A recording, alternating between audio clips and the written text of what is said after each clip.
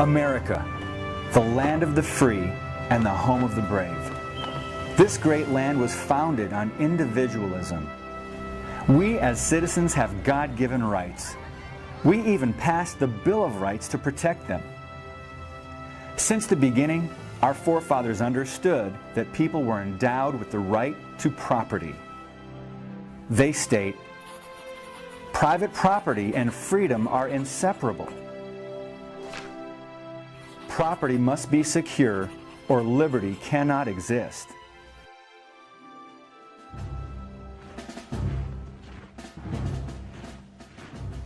Our forefathers knew the dangers of big government and how it can threaten the rights of the people. They overthrew a government that told people what to do in critical aspects of their lives. For the first time in history, a document was created that protected the rights of citizens through limited government. We as Americans have the God-given rights to life, liberty, and the pursuit of happiness. For generations, Americans have fought to protect our great land and freedom. Today, the fight not only continues, but expands to many areas, including our environment.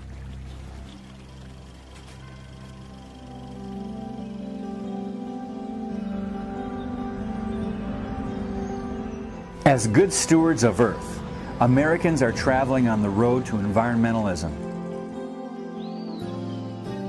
Recycling has been a common practice for most of human history.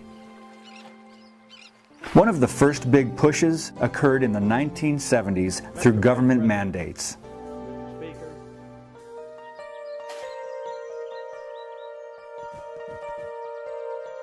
As time passed, environmental protection went from a local phenomenon to a worldwide movement. Saving planet Earth became a common goal. This goal took shape through the United Nations. Beginning in 1983, the United Nations asked the World Commission on Environment and Development, also called the Brundtland Commission, to propose long-term strategies for achieving sustainable development by the year 2000 and beyond. By 1987, in the name of preserving the food supply and clean water, sustainable development was introduced. Director General of the World Health Organization and Vice President of Socialist Internationale, Gro Harlem Brundtland, led a commission that released a report called Our Common Future. In it, they defined sustainable development as development that meets the needs of the present without compromising the ability of future generations to meet their own needs. It sounds like something we can all support. After all, who doesn't want to preserve the land for future generations so they can have clean water and plant and reap their harvests? As sustainable development took shape, other issues within the UN progressed.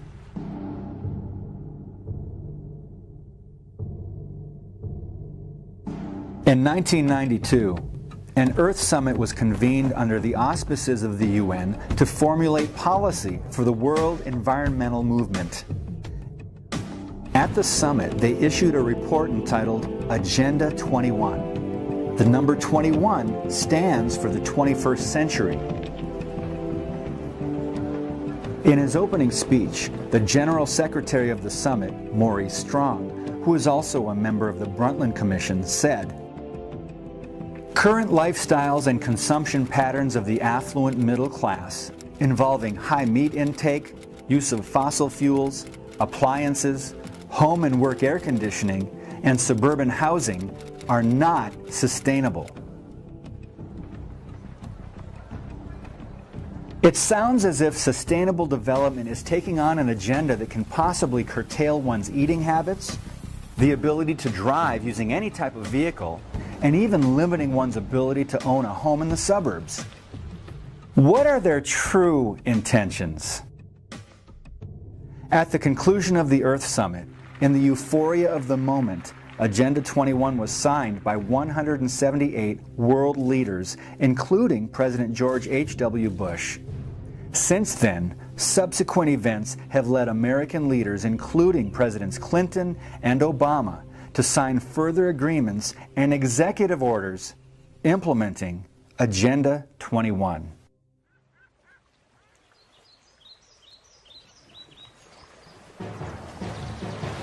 Environmental activist and attorney Daniel Sitars states, Agenda 21 proposes an array of actions which are intended to be implemented by every person on Earth.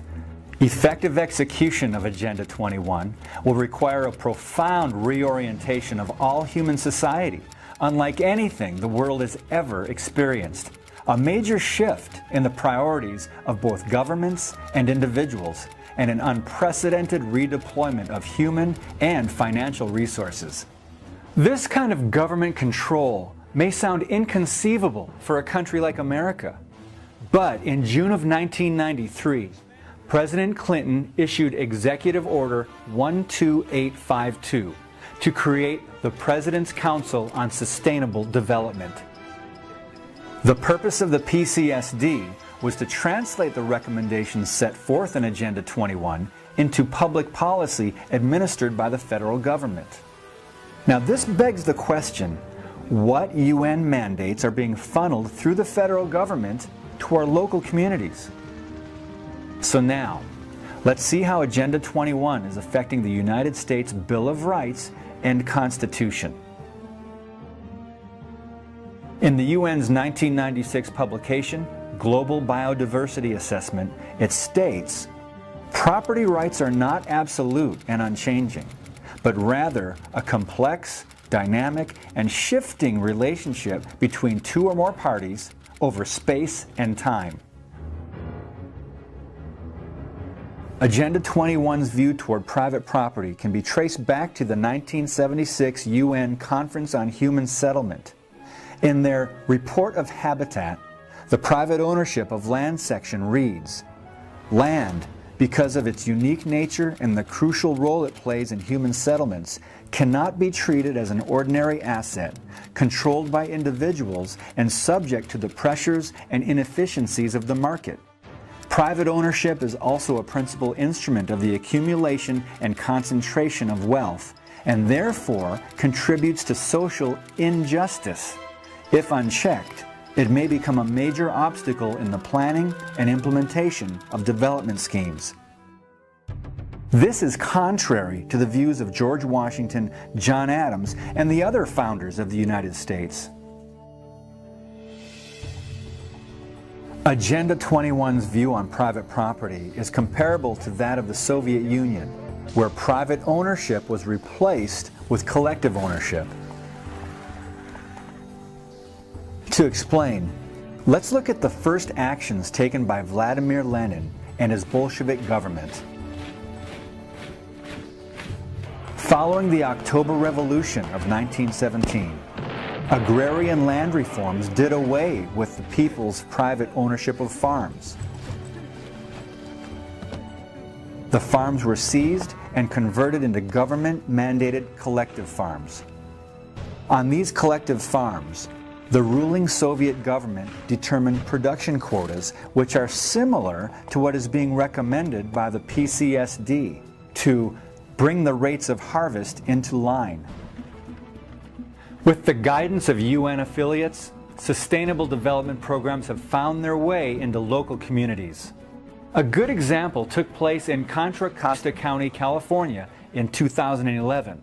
At a meeting to explain sustainable development, the following took place between the organizers and the citizens. An attendee did not understand what was meant by preserving open space. So open space is sort of defined as anything that does not currently have development on it. So it would be defined as agricultural areas or natural areas that don't have urban development on them, either industrial, commercial, or housing. Are you talking about government open space, or are you talking about private open space? People's private property, like eminent domain? It's both. Both? After much confusion from the citizens, a woman stated, Private property is part of that's part of our constitutional values for people to have and be able to do whatever they want with their own private property.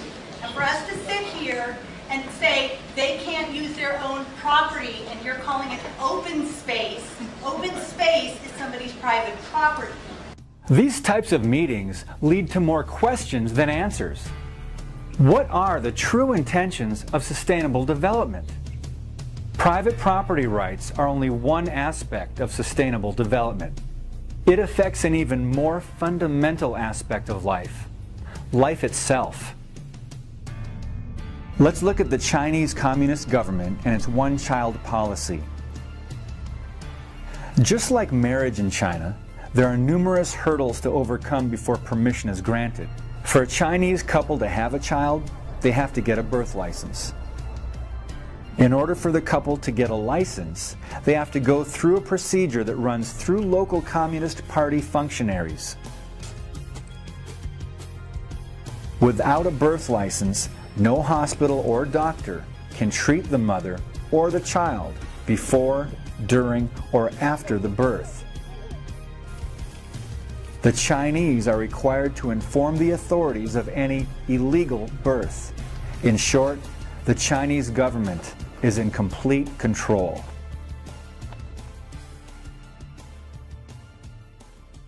Since China is one of the 5 permanent members of the UN Security Council, it has a great deal of influence on UN policy and how they view population control. China's one-child policy is now being considered as a viable solution towards sustainable development. The PCSD shows their support of this very idea in their 1998 publication, Sustainable America. We must move towards stabilization of the U.S. population and a reduced rate of population growth in the United States and the world. Sustainable America also promotes Agenda 21's view on education for sustainable development. We must expand the number of curricula, materials, and training opportunities that teach the principles of sustainable development. Generally speaking, it sounds as if the UN is altering children's school or college curriculum to improve the quality of education. On the surface, this sounds very positive. But is something missing here? What exactly are they changing? And how is this going to be implemented?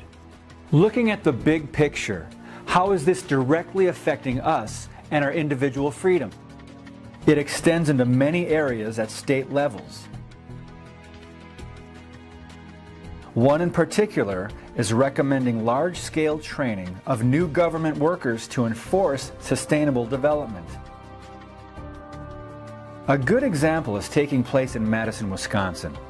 In the publication, Building a More Sustainable Future in Wisconsin, it emphasizes the importance of state and federal training and education programs to generate educators, facilitators, and motivators who would be capable of going into individual homes and helping people develop their own personalized sustainability action plans.